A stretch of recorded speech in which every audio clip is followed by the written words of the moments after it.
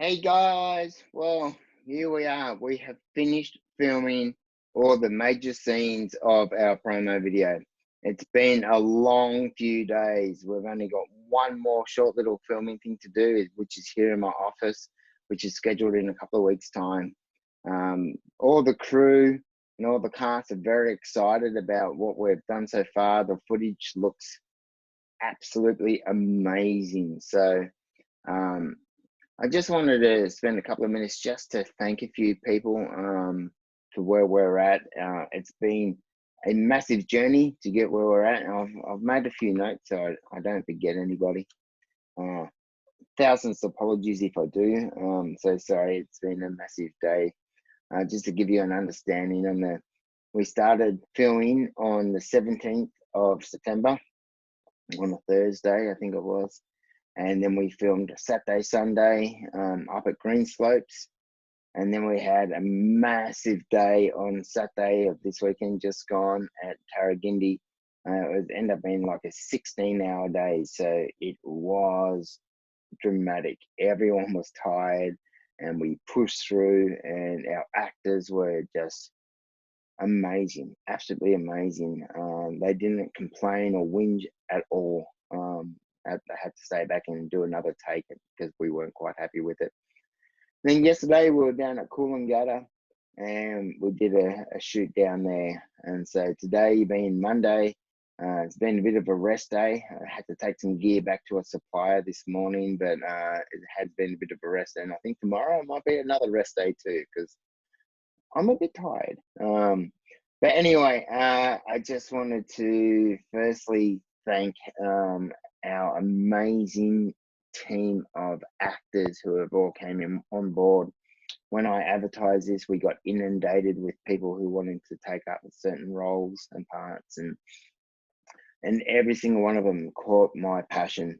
The reason why we're actually doing this documentary. So firstly, I'm going to run through a bit of a list, and up over my shoulder here, I'm going to put a photo of them so you can have a bit of a look to see who I'm talking about. So, firstly, I wanted to thank Zach, who played an incredible role with his on screen son, Jamin, was magnificent, a little ball of energy, this kid.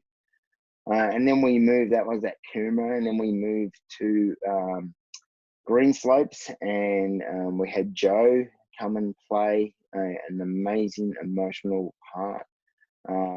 And Joe and Alan, who you see right now, Alan is they actually play the same character. Alan and Joe is the same person in the film, which is fantastic. And this young girl, Indiana, oh my goodness, she broke my heart on set. She is so adorable, and she has acting ability far beyond her years, this young lady, which is amazing. And Claudette, we met Claudette when I was actually, it's a funny story, I went to go and buy one of the props for the film, and I told her what we were doing, and then she reached out and said, oh, I've done some acting before, and I said, hey, I think I might have a role for you. And so it's just funny how the world goes, and who God brings into your area when you really need it. So Claudette did an amazing job, her first real acting job, and she smashed it. And then we had Joshua, who played a very vital part, which I can't say too much. And then Sunday we were down at Coolangatta, and Adam was just outstanding. No other words for it, just absolutely outstanding. Oscar, who played Adam's son on the set, uh, like Indiana, had just like so far advanced in his acting skills. He's been on a lot of big shows, big film sets, and this young man is so humble and so beautiful. He actually wrote us a message saying that this was one of the best film sets that he's been on, being so nice and genuine, and the environment was so beautiful. This other young lady, Monica, is actually my niece. We went looking for so many people to fill this role, and she auditioned, and I wasn't going to give it to her straight away just because she's our niece. She had to audition, and she blew us out of the water. So you well and truly deserved it, Monty. and you did an amazing job. We had Tom, who played a part at on the Thursday, one of our first shoots. You might have seen already on our Facebook page. Tom all dressed up in his outfit. We released one picture from our set so far, and that's the only one we're going to release until the film's ready.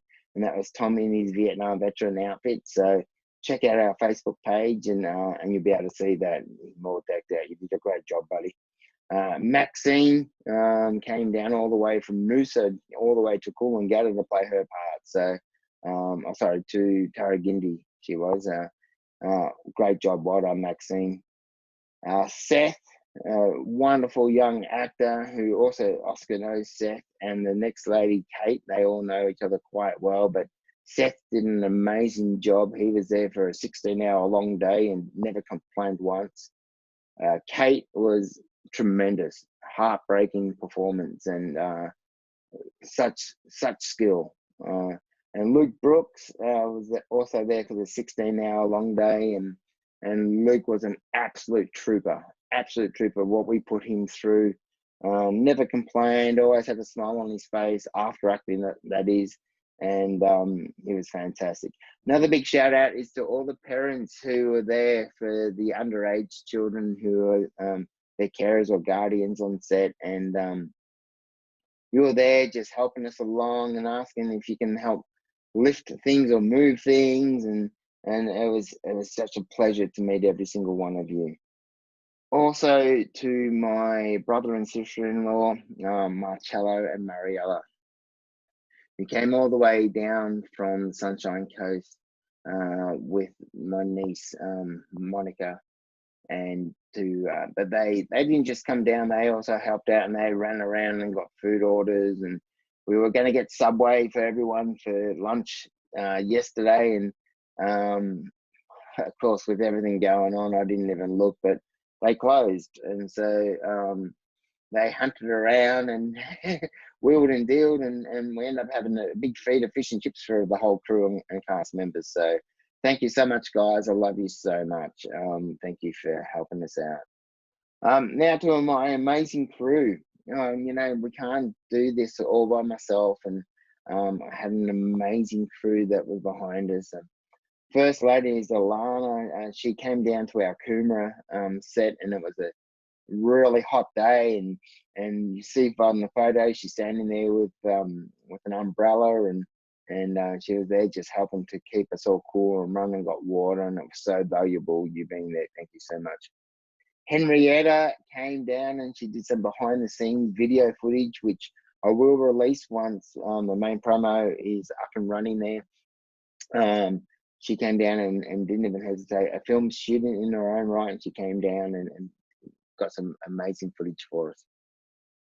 This is Kimmy. I love this girl, Kimmy. I did some casual work at Australia Post to help get some money to make this promo video, and I met Kimmy there working at Australia Post, and found out she's a hairdresser.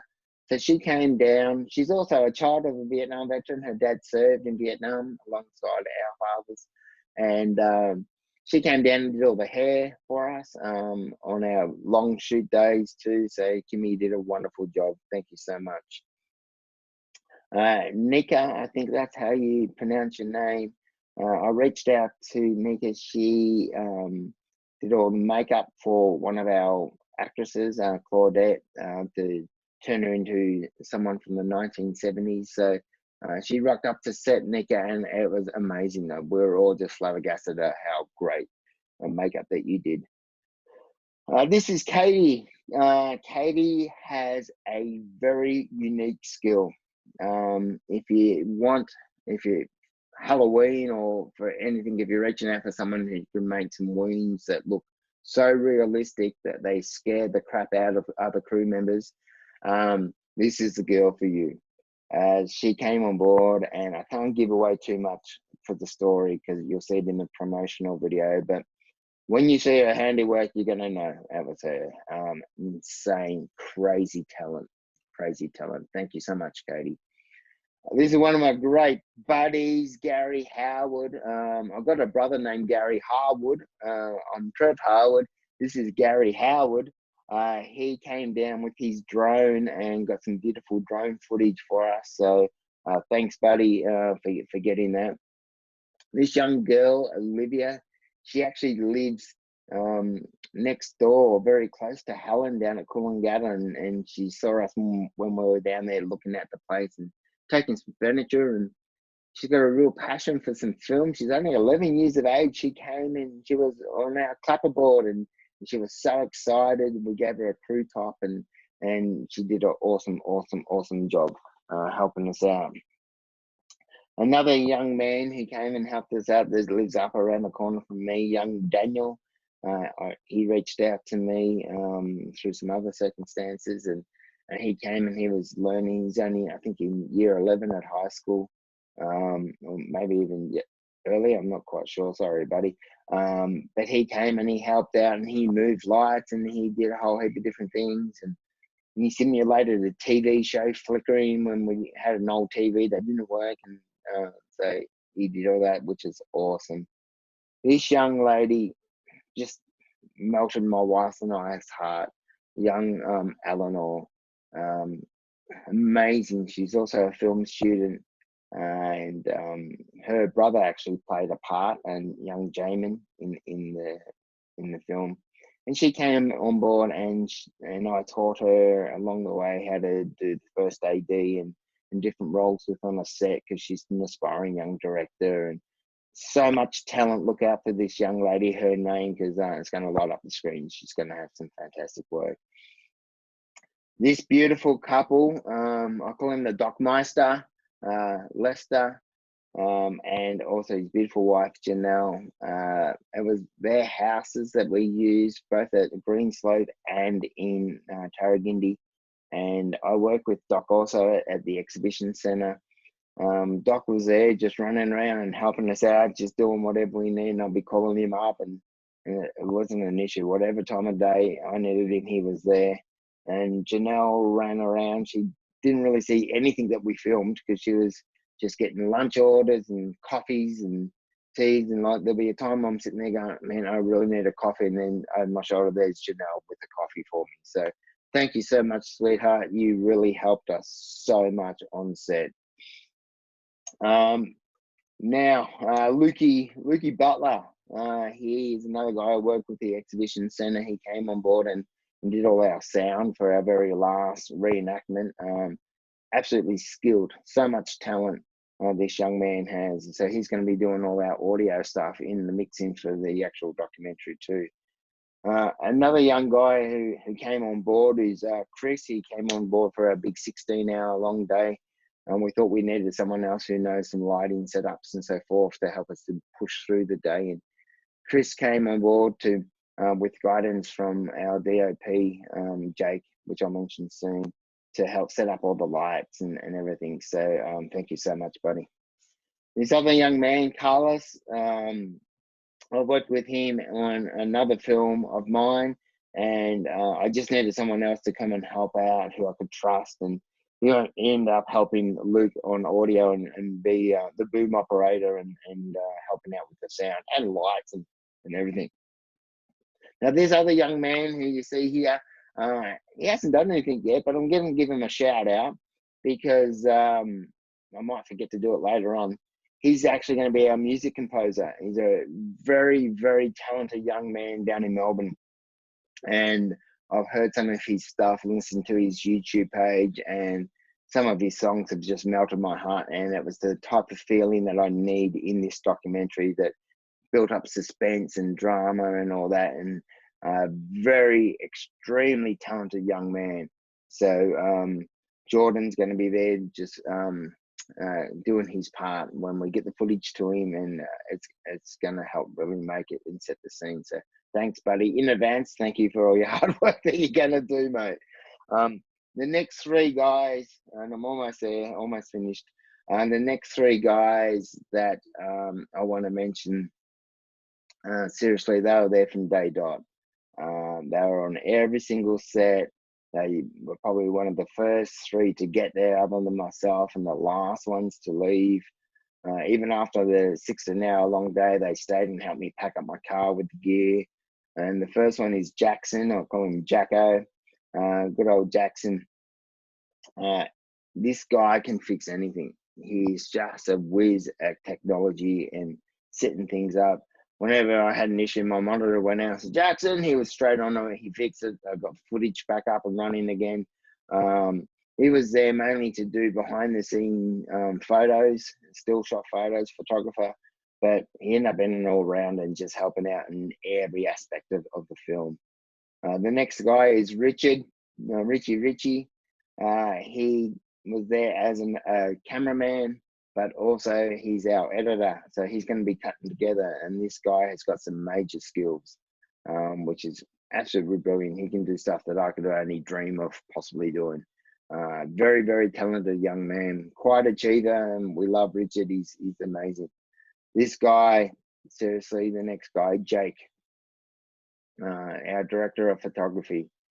Man, it's one thing having a dream, and like this was a dream from 15 years ago with me, and then being able to put it on paper and then giving it to a guy like this guy who then did some research straight away, and within like 15-20 minutes I get a message back with like screenshots of other movies that he thinks, is this the field that you're going for? And he made like a mood board, and I'm like, oh my goodness, he's got it.